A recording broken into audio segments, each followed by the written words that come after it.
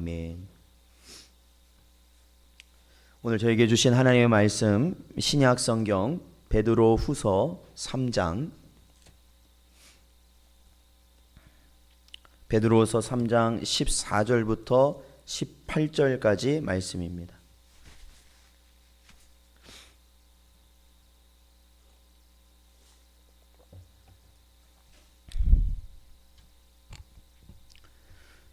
베드로후서 3장 14절부터 18절까지 말씀 다 찾으셨으면 한 절씩 교독하겠습니다.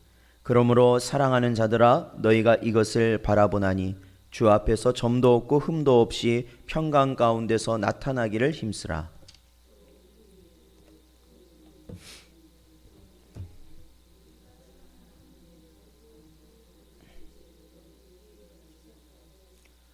또 그 모든 편지에도 이런 일에 관하여 말하였으되 그 중에 알기 어려운 것이 더러 있으니 무식한 자들과 굳세지 못한 자들이 다른 성경과 같이 그것도 억지로 풀다가 스스로 멸망에 이르느니라.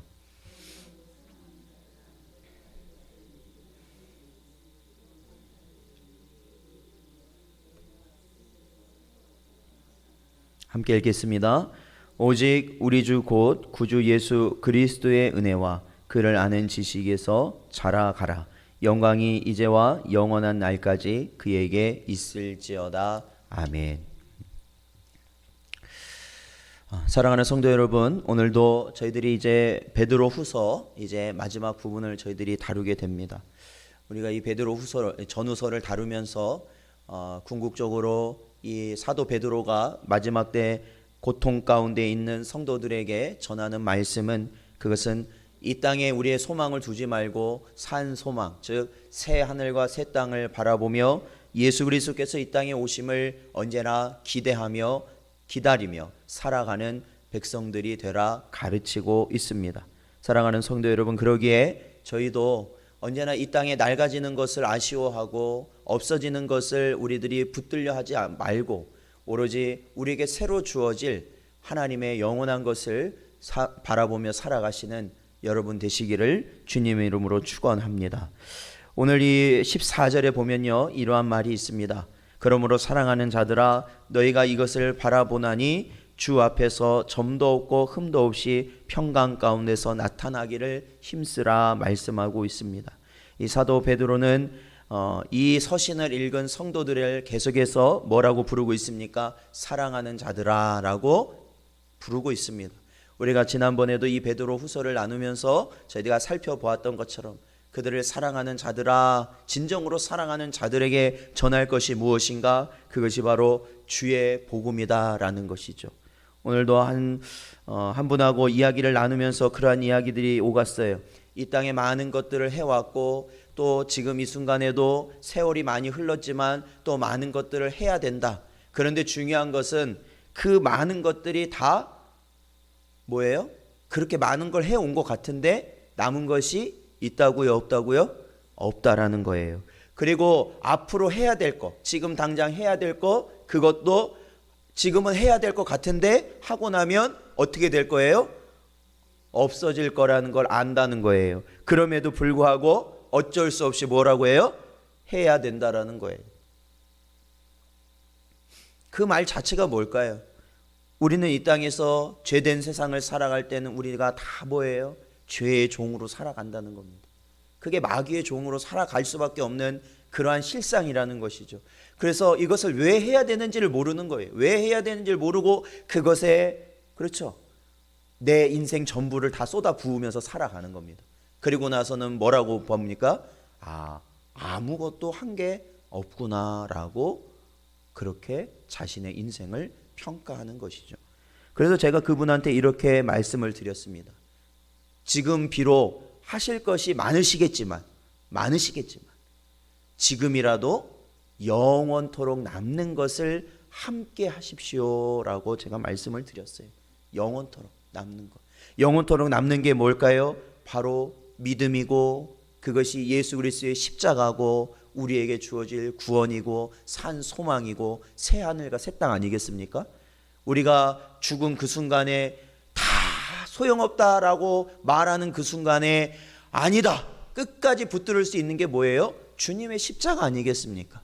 사랑하는 성도 여러분, 언제나 그 십자가를 바라보실 때 여러분의 심령이 살아나고 또한 여러분이 산 소망 가운데 기쁨 가운데 살아가실 수 있는 은혜가 있으시기를 주님의 이름으로 축원합니다.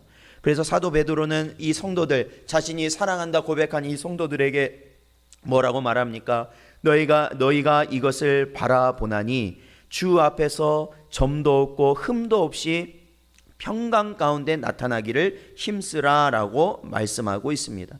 점도 없고 흠도 없다라는 것은 바로 거룩의 의미입니다. 거룩한 것. 그 성도는 어떠한 물이라고요? 거룩한 물이어야 된다라는 것이죠. 거룩할 성자예요. 거룩한 물이. 왜 우리는 거룩해야 될까요? 아버지께서 거룩하시기 때문에 우리는 거룩해야 된다라는 겁니다. 우리 한번 찾아보죠. 베드로전서 1장 16절 말씀. 베드로전서 1장 16절 말씀.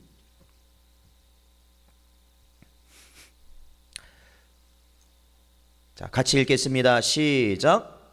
기록되었으되 내가 거룩하니 너희도 거룩할지어다 하셨느니라. 아멘. 그렇습니다.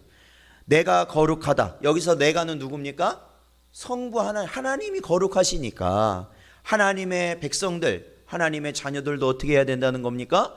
거룩해야 된다라는 겁니다. 거룩해야 된다. 거룩의 길을 가야 된다라는 겁니다. 거룩하지 못하면 하나님을 나의 아버지라 부를 수 없는 거예요. 하나님을 나의 주인이라 부를 수 없는 것입니다. 우리 베드로전서 1장 19절도 같이 읽어볼까요? 1장 19절 말씀 읽어보죠. 시작. 오직 흠 없고 점 없는 어린 양 같은 그리스도의 보배로운 피로 된 것이니라. 아멘. 그렇습니다. 자, 오늘 보면 오늘 14절, 우리가 베드로후서 3장 14절에 보았던 표현과 비슷한 표현이 나옵니다. 오늘 저희들이 보았던 14절에서는 점도 없고 흠도 없이 라고 되어 있는데, 저희들이 방금 읽은 베드로전서 1장 19절에서는 흠 없고 점 없는 이라고 표현되어 있어요. 이것이 다른 표현일까요? 아니죠. 같은 표현이죠. 즉 뭐예요? 여기 보면은 흠 없고 점 없는 어린 양 같은 그리스도의 보배로운 피, 그 피가 뭡니까? 바로 하나님께서 이 땅에서 죄로 인하여 죽을 수밖에 없는 자들을 위하여서 영단번, 즉 한 번의 제사로 말미암아 그들을 구원할 수 있는 그 대가를 치르시는 예수 그리스도가 바로 그러한 하나님이 받으시는 제물이 되실 수 있었던 건 이유가 뭐냐? 점도 없고 흠도 없는 제물이셨기 때문에 그렇다라는 거예요. 우리가 이것은 과거에 율법에도 보면은 나옵니다. 뭡니까? 양을 바치고 소를 바치고 짐승을 바쳐서 제사를 드릴 때 어떤 제물을 바쳐야 됩니까? 제물. 어떤 걸 하나님께 바쳐야 돼요? 예, 흠이 없는 걸 바쳐야 된다라는 거예요. 예, 흠이 없는 거. 예. 흠이 있다는 것은 그 짐승이 장애가 있다든지, 그렇죠? 뭔가 이상이 있다든지 그런 거 바치지 말으라는 거예요. 순전한 짐승으로 바쳐야 된다. 그러한 것을 하나님은 받으신다라는 거 아니에요? 나중에 신약에 와서 그러한 제물을 바치는 것에 의해서도 책망받았던 것은 그냥 그게 하나의 형식이 돼버려가지고 어떻게 됐어요? 제일 못난 것, 그러니까 우리한테 쓸모없는 것을 하나님께 바치는 거예요. 왜? 어차피 죽일 거니까. 어차피 죽일 거 아닙니까? 그러한 중심으로 드리는 제사를 하나님이 받으시겠습니까? 안 받으시죠. 예수 그리스도께서 우리를 위하여서 십자가를 지시고 그분이 죽으심으로 말미암아 하나님께서 죄인들을 의인으로 눈감아 주실 수 있는 큰 은혜를 베푸실 수 있었던 것은 바로 제물 대신 예수님께서 어떤 분이셨기 때문에 그래요? 흠이 없고 점이 없는 바로 거룩한 제물이셨기 때문에 그렇습니다. 그것은 바로 저와 여러분에게도 마찬가지예요. 오늘날 우리를 산 제물로 주님께 바치는 것이 성도의 삶 아니겠습니까? 우리가 주님께 바쳐지는 겁니다. 우리가 예수 그리스도를 믿고 나서 이제 우리는 우리 자신의 것이 아니라, 내 것이 아니라, 이제는 다 내 것이 아니라 다 누구의 것이에요? 주의 것이라는 것이죠. 그렇다면 우리가 주의 것으로 바쳐질 때는 우리가 어떠한 존재로 바쳐져야 됩니까? 점도 없고 흠도 없는 거룩한 제물이 되었을 때 우리를 하나님이 어떻게 하셔요? 받아주신다라는 거예요. 받아주신다. 그러므로 사랑하는 성도 여러분, 언제나 저희들이요 어떠한 삶을 살아가야 됩니까? 점도 없고 흠도 없는 거룩의 삶을 살기 위하여 힘써야 된다라는 것이에요.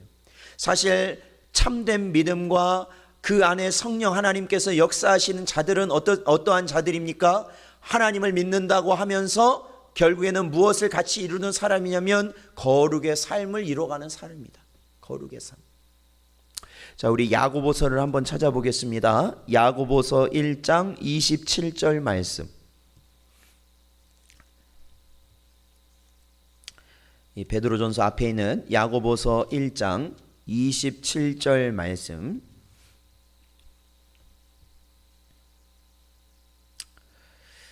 같이 읽어보겠습니다. 시작.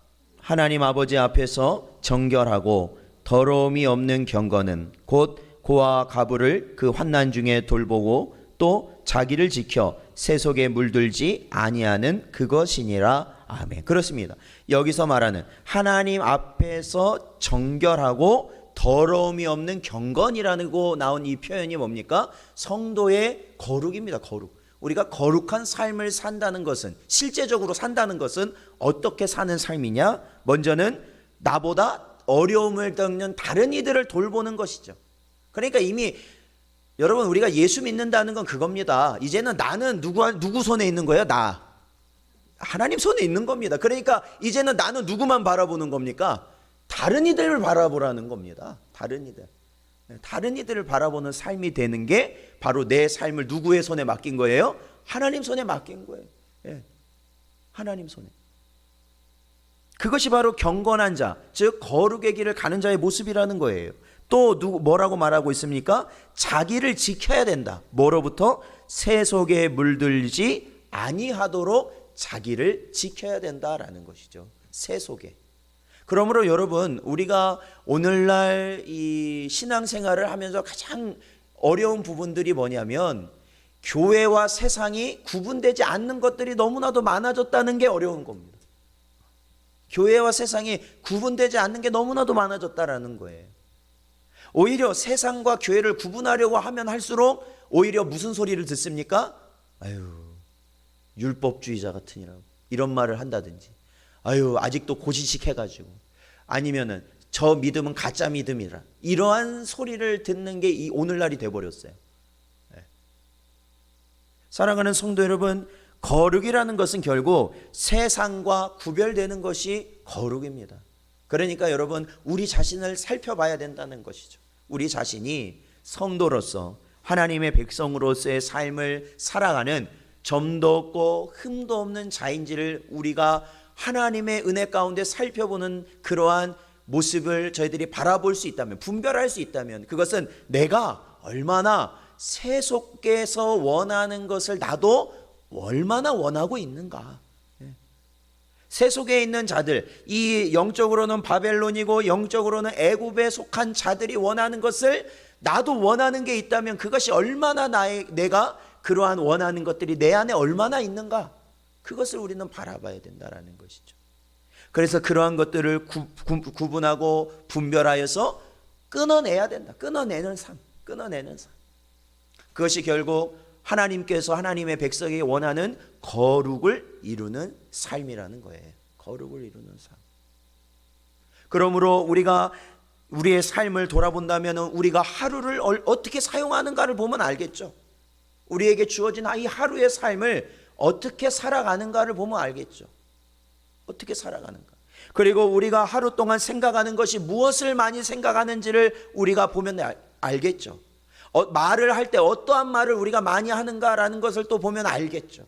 그렇죠. 왜냐하면 내가 관심 있고 내가 중요시하는 걸 나는 생각하고 말하고 행동하고 많은 시간을 거기에 쏟기 때문일 거예요.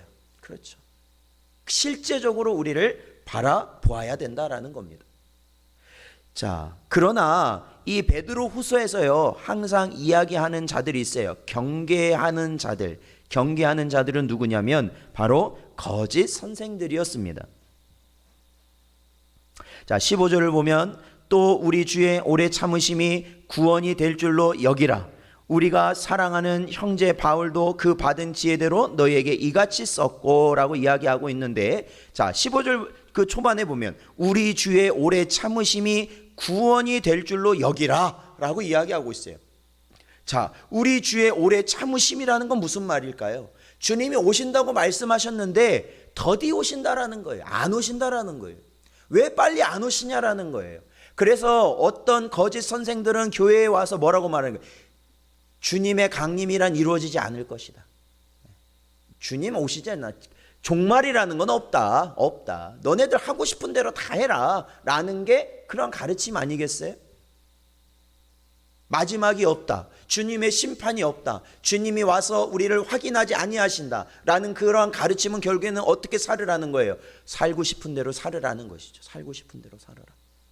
살고 싶은 대로 살아라. 그래요. 예수만 믿으면 너는 구원 받는 거니까 그냥 살고 싶은 대로 살아. 그냥 살고 싶은 대로 살아. 어떻게 사는 게 살고 싶은 대로 사는 거예요? 육신의 소욕을 추구하는 것이죠. 육신의 소욕을 추구하며 살아가는 것이에요. 우리 베드로 후서 2장 13절을 보겠습니다. 자, 베드로 후서 2장 13절 같이 읽어보겠습니다. 시작. 불의의 값으로 불의를 당하며 낮에 즐기고 노는 것을 기쁘게 여기는 자들이니 점과 흠이라 너희와 함께 연애할 때에 그들의 속임수로 즐기고 놀며 라고 이야기하고 있죠.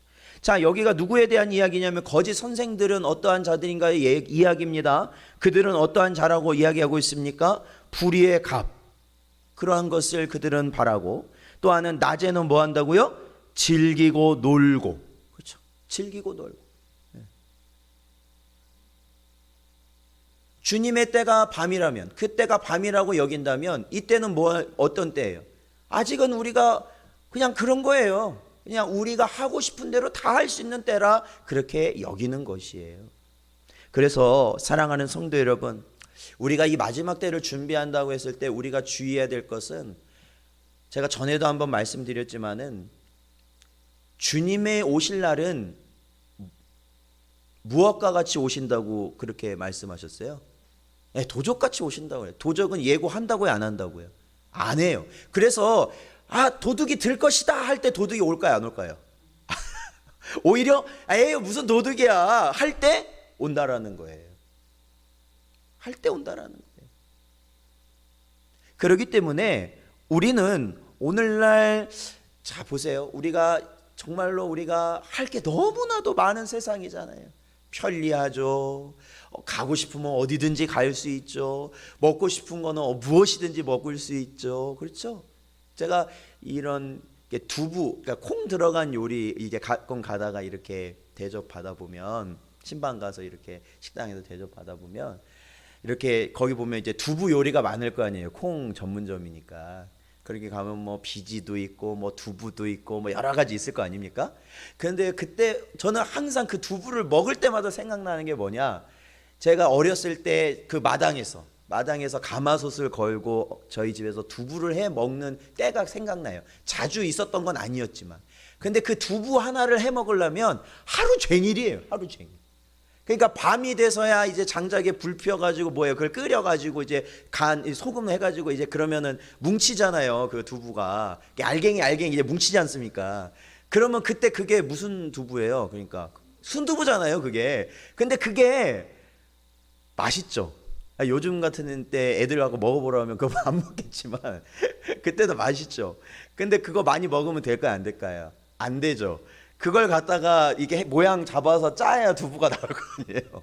그러니까 그거를 많이 먹으면 먹지 말라고 또 이게 혼났던 기억이 나요. 그러니까 두부를 한 번 먹으려면 하루 왼종일 수고를 해요. 온 가족이, 그것도 온 가족이 수고를 해야 두부 한 모를 먹을 수 있어요. 그런데 지금 보세요. 두부 먹고 싶어. 그러면은 어디 있어요? 다 흔한 게 두부야. 이제 흔한 게 너무 흔해. 두부가 종류도 다 다양해. 종류도 순두부면 순두부, 그냥 판두부면, 그러니까 모두부면 모두부, 뭐 다 뭐 비지면 비지, 뭐 다 구할 수 있는 거 다 구할 수 있는 시기 아닙니까? 요즘이 그런 시대예요. 모든 게 다 그래. 모든 게. 그런데 이러할 때 우리가 놓치는 게 있어요. 그건 무엇을 놓치냐면 육신의 소욕을 추구하기가 쉽다라는 거예요. 왜? 우리 육신은 자꾸 뭘 원해? 편리하길 원한 거예요. 편리하길 원해. 편리하길 원해. 조금이라도 불편한 걸 원할까요? 안 원할까요? 절대로 원하지 않아요. 조금이라도 편한 게 있으면 야, 그게 진짜야. 그러니까 뭐든지 다 뭐로 발전해요? 사람 중심으로 발전이 되는 거예요. 뭐 기술도 그렇죠, 지식도 그렇죠. 다 모든 게 사람들 편리할 수 있도록 세상이 바꿔지고 있습니다. 엄청나게 바꿔지고 있어요. 그러니 사람들이 이제는 더욱 어떻겠어요? 자기 편의주의로 살아가게 돼요. 내가 편리한 대로. 그게 다른 말로 하면 뭐냐면 육신의 소욕입니다, 여러분. 그러므로 제가 전에도 한번 언급했지만 내 삶 가운데서 정말로 모든 것을 편한 것만을 추구한다면 모든 것에 있어서 내가 일정 거리를 둬야 돼. 조금씩. 조금은 불편한 거, 조금은 어색한 거, 조금은 안 해본 거, 조금은 힘든 거, 우리가 이 불편한 것들을 귀하게 여길 수 있어야 되는 거예요. 특히 뭐에 대해서? 하나님을 예배하고 하나님을 기도하고 또한 주의 말씀을 읽는 거에서는.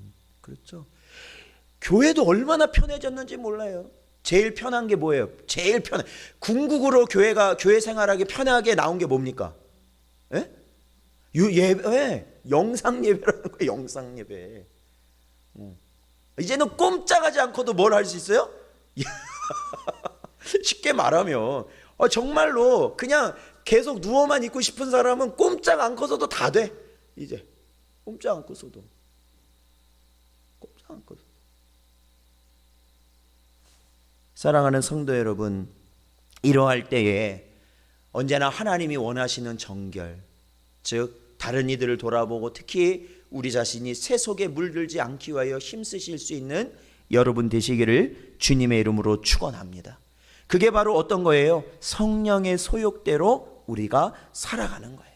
육신의 소욕이 아니라. 육신이 원하는 것은 자꾸 우리가 뭐 해야 돼요? 버려야 돼. 버려야 돼. 육신이 원하는 것은. 그리고 자꾸 우리는 누가 원하는 대로 나가야 돼요?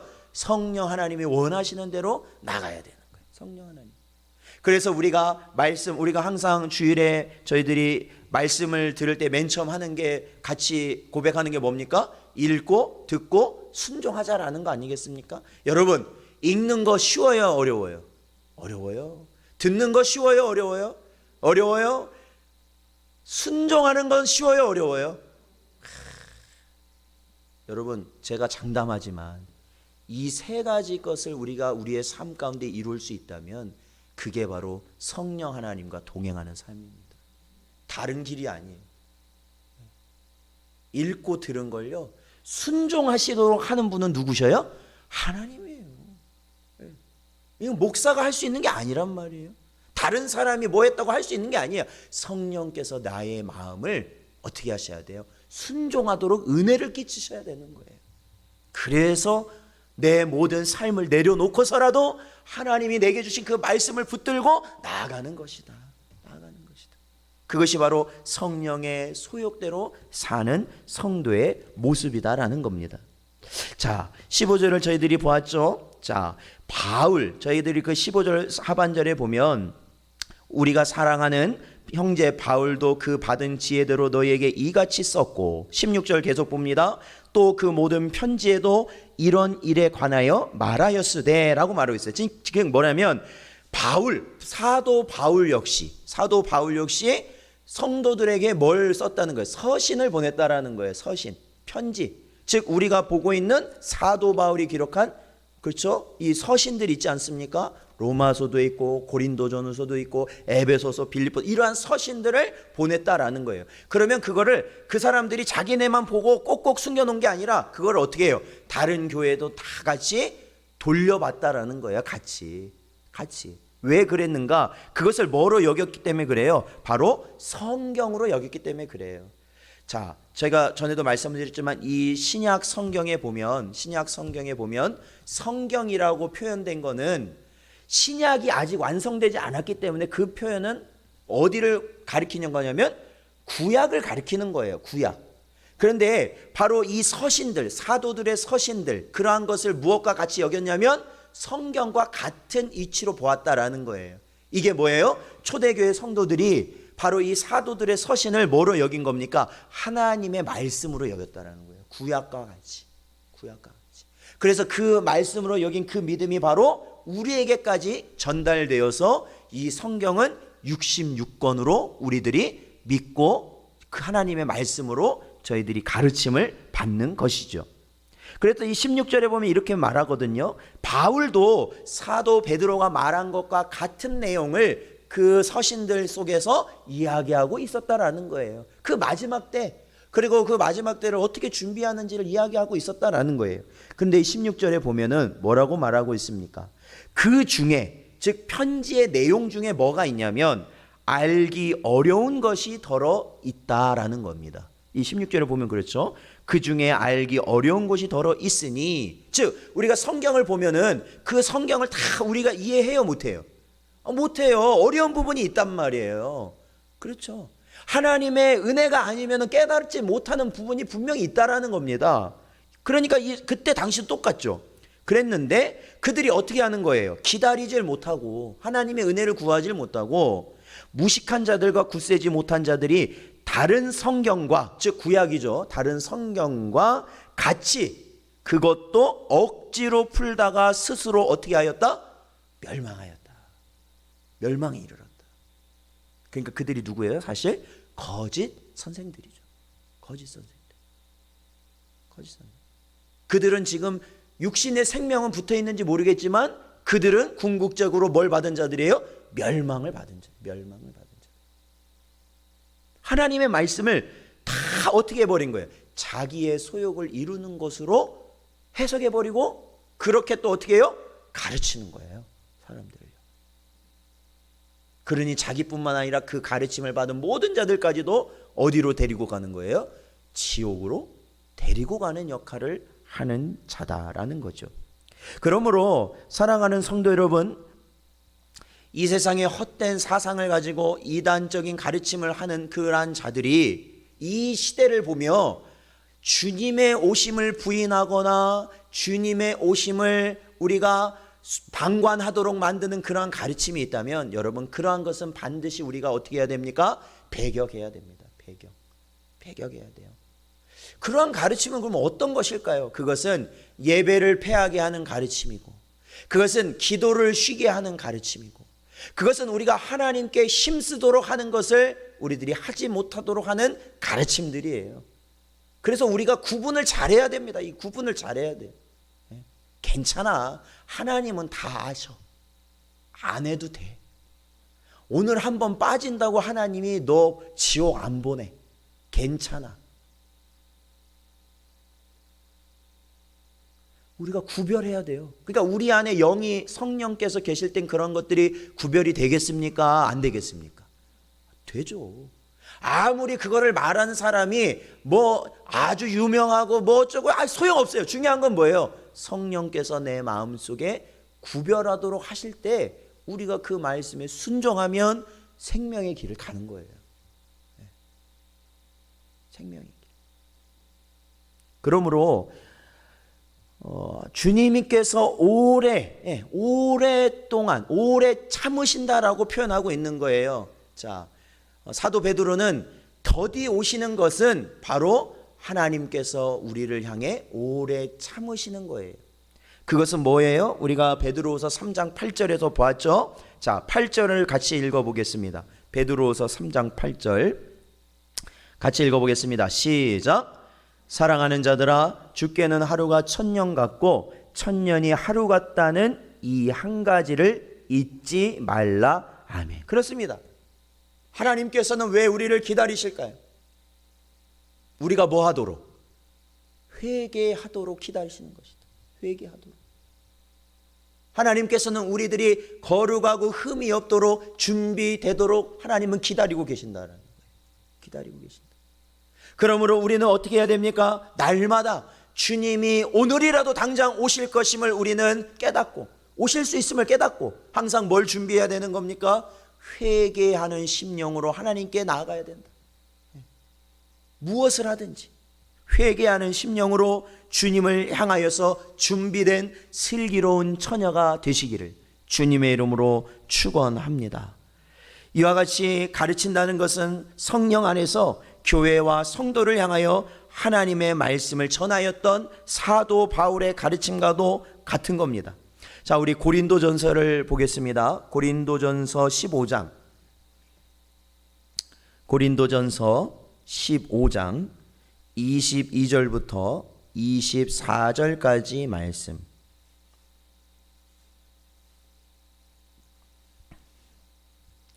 고린도전서 15장 22절부터 24절까지 말씀 같이 읽겠습니다. 시작. 아담 안에서 모든 사람이 죽은 것 같이 그리스도 안에서 모든 사람이 삶을 얻으리라.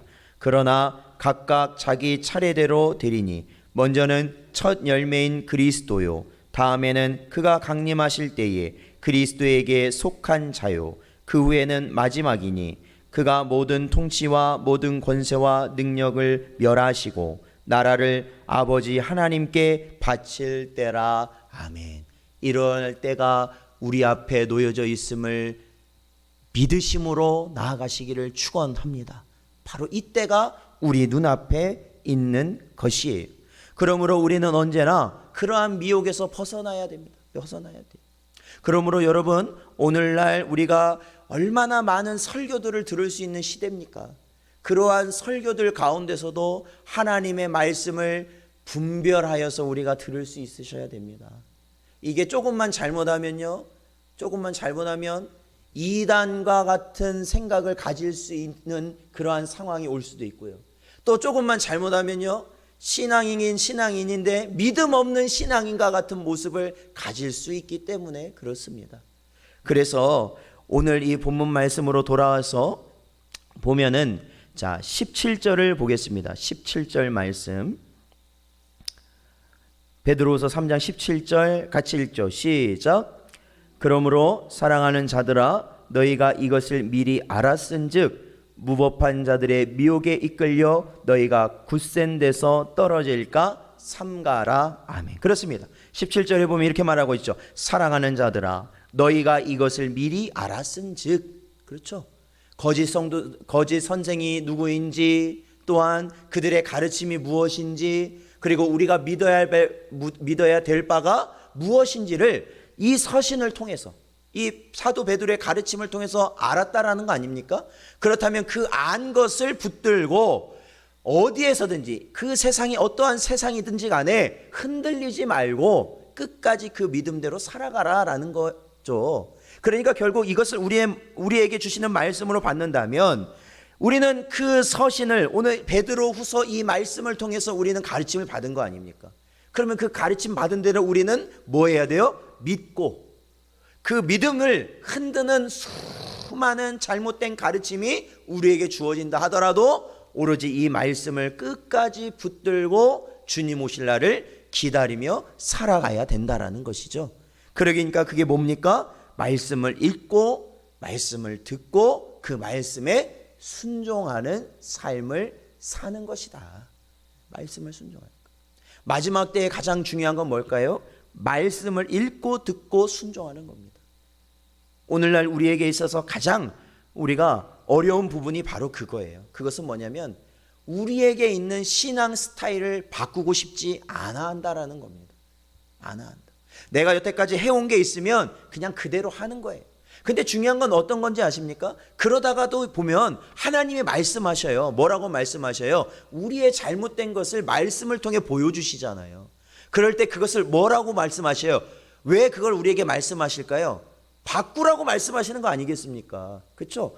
네가 생각하는 건 잘못된 것이니까 말씀을 기준으로 다시 바꿔라라는 거예요. 그런데 그거를 바꿔요, 안 바꿔요? 안 바꿔요. 왜? 바꾼다는 건 항상 불편해요. 바꿔놓고 보면. 그래서 우리가 개신교라고 그러잖아요. 개신교. 그렇죠? 천주교하고 우리를 구분할 때 개신교라고 그러잖아요. 왜 개신교예요? 개혁된 교회이기 때문에 개신교예요. 개혁이란 게 뭐예요? 말씀으로 돌아가, 즉 바꾸는 거예요. 사람의 모습을 내려놓고 다시 말씀으로 바꾸는 거예요. 그것은 언제만 가능해요? 옛날에 몇백 년 전에만 가능한 걸까? 아니죠. 주님 오실 그날까지 우리는 바꿔줘야 돼요. 내 자신이 오늘과 내일이 뭐 해야 돼요? 오늘과 내일이 같아야 돼요? 달라야 돼요? 달라야 돼요. 말씀으로. 그래서 우리가 주님 부르실 그날까지 예수 그리스도의 그 믿음의 분량을 이룰 수 있도록 우리는 날마다 뭐 해야 돼요? 자라야 되는 거예요. 날마다 자라야 되는 거예요. 여러분 보세요. 요만큼 자라다가 한 달이 가도 두 달이 가도 10달이 가도 그게 그대로 있으면 어떤 걸까요? 요만큼 자랐어. 근데 그 이후로는 자라질 않고 그대로 있는 것 같아. 그럼 보통 어떤 걸까요? 죽은 거죠. 생명이 없는 거예요.